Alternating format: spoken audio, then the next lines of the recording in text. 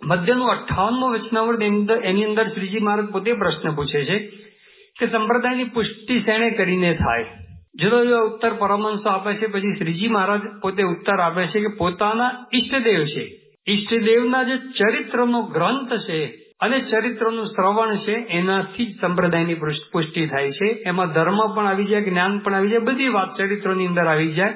પછી મહારાજ પોતે કહે છે કે રામચંદ્રના ઉપાસક હોય એને વાલ્મીકી રામાયણ ને તુલસી રામાયણ એને કરીને પુષ્ટિ થાય।